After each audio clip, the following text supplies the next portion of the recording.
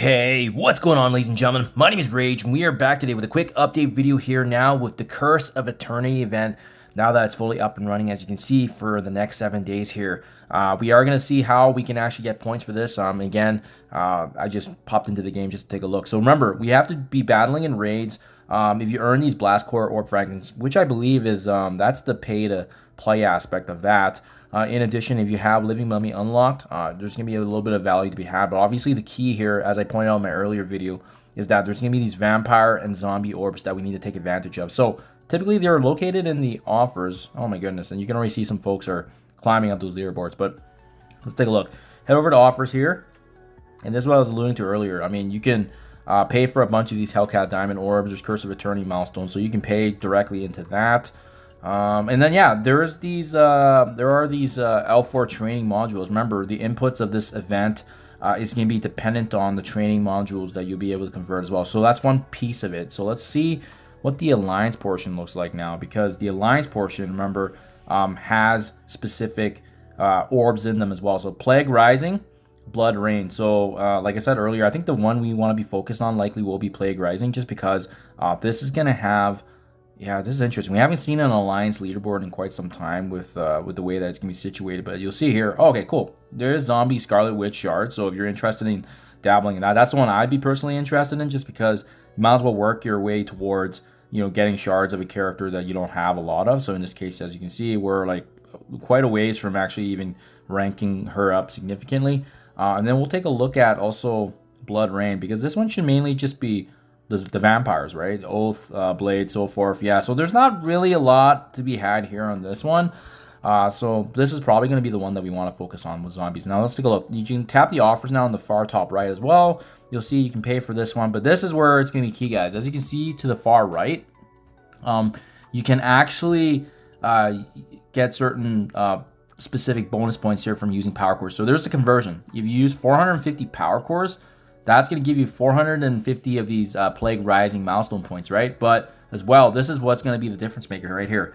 These zombie orb fragments, which contain tier 1 to 5 zombies, which is going to add points overall to the Crucible event. Now, I do want to point out, let's take a look. Is that it? I'm just trying to see if there's anything else to get points here, because you see the two there, right? Let's go over to the supply store. Generally, when everything gets refreshed in the events festivity-wise, there should be some updated orbs here. So we'll just scroll down and see if we see anything. Blast Core Orb Fragments. So this, like I said earlier, this is going to be the one where you're probably going to have to pay. So again, you can hit find, and there it is right there. You have to pay $19.99, but you also get some Curse of Eternity points there. We're not doing that because we're going to be doing this the free-to-play route. Let's scroll down once again here. And then there you have it. So the zombie orbs and then the vampire orbs. Let's take a look at the vampire ones. And let's see what's even in them, right? So there's... right there, you can see there's going to be these tier 1 to tier 2 zombies. Okay, yeah, so that's going to add points, obviously, for the event overall. That's good. Yeah, so depending on which one you get, you can see that there's different tier levels, right? And then you hit open here, which we don't have. Then you hit find. And then now this is going to tell you exactly where to actually go. Oh, cool. Wait, there's challenges right now, actually. Well, maybe it's located in the certain modules that we already have, but this is cool. So we can actually farm these already right away, so you can see there's gold. So let me just go ahead and tap that real quick, guys. Yeah, so yeah, that gives, so farming the nodes for the zombies and the vampires is also going to give you now. So this would be another good way to actually farm. You can actually use your cores to get additional energy for this event. And then as well, that's how you can take advantage of it. And this, again, this is all tied back to the event that we have right now here, right? So that would be probably the thirst and the hunger event. So the one we were doing was just the hunger. And then I don't actually, sorry, was it that one, or is it the Undying Rampage? So it's located in some of these ones. Yeah, it's probably some of these ones here. You can see the energy at the top right. We already used it. So yeah, that'd be another way to go about it, is you can actually go refresh your energy here to farm some of these modes. It's all kind of all over the place here. But you can see, yeah, some of them have specific nodes you can go through. Yeah, there it is. So it is located in this challenge mode here. And then depending on which one you do, it's going to reward either the zombie ones or as well the vampire. So you have to be kind of selective. But then, yeah, if you tap your energy here, you can also refresh this now. So that'd be another way to use and access your power cores. But either way, it's going to be a power core driven event, guys. So power cores is going to give you some more orb fragments from farming nodes. But as you can see right there from what we just did, that added nothing to the Curse of Eternity. And then it did nothing for the Plague Rising and the Blood Rain, because at the end of the day, you have to be earning these zombies, right? These respective orbs. So it is a bit of a convoluted event, guys, but hopefully that was clear. To gain points in this event, you actually do need to farm those orb fragments, but the orb fragments are going to add points to this event by recognizing those tier levels. And then once you open those orbs, that's going to be adding back to the Curse of Eternity.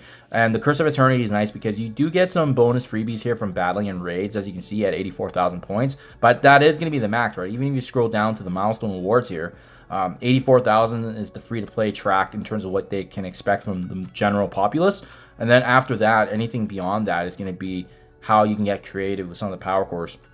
So there you guys have it. That in a nutshell is what's going to happen, guys, here. To be honest, I don't know how hard I'm going to go on this yet, because I always kind of gauge based on my audience, right? Based on, like, where do I stack up? Once I get points here, how am I going to stack up against all these other players here? And as you can see, the spenders already have easily 20,000 plus.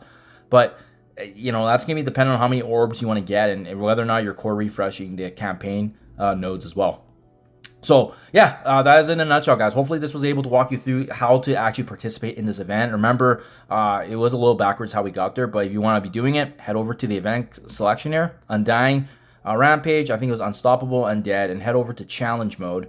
And then there were all those nodes that got circulated when I showed you in that screen. It was a little bit more clear there, but this is the main screen here. This is the challenge one. I don't think there's anything here in the story. And then just checking the bonus to double check. Yeah, that's it. So it's only this middle section. It looks like 5 specific nodes here that you can farm every day for power cores usage. And then as well, the conversion of the offers that I showed you earlier, which is simply by going to the Curse of Eternity, hitting offers. And then I think or am I going backwards? Oh, sorry, that was the other one. So you would have to go back to the orb to do it, which would be right here. Yeah, I wish they made things a little bit more clear like this. Yeah, right there. They're at the far right. So spending 450 cores is going to get you 1 guaranteed orb. So the conversion would be like almost like 5x actually, because that would give you 2,500, right? 2,000 points. The 2,000 orbs translates to, yeah. Oh wow. Actually, if you open one, it only gives you 100 points. So not that much actually. So each orb, yeah, it's tight, guys. I'll leave that information with how you guys want to proceed. But yeah, just know that the orbs aren't actually, opening the orbs isn't going to be that big of a difference maker. You're going to need to open a lot to even, 10 orbs equal 1,000 points, right? So where you get some meaningful points then is really the conversion of the power cores, because at least the 450 is going to give you 450 points. So yeah, which is basically the same as opening 5 orbs. So there you guys have it. Let me know down in the comments below. Are you guys pushing for it? It doesn't look like there's training modules like they said though. In the maybe they took that out. We'll see, guys. I mean that's good news. Basically, it's a power core event. So interesting how they added that verbiage there, but I don't see any use of training materials here. So that was kind of the big speculative topic, of course, right? So there you guys have it. Thank you for your time as always, and I'll catch you guys in the next one.